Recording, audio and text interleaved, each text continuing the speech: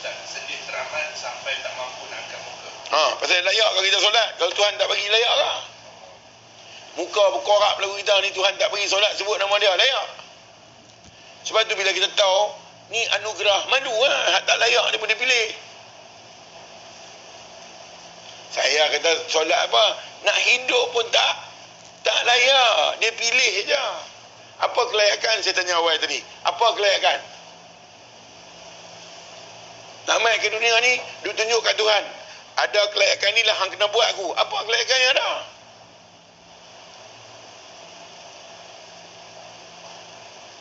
Semua yang ada kat hang aku punya, apa kelayakan hang?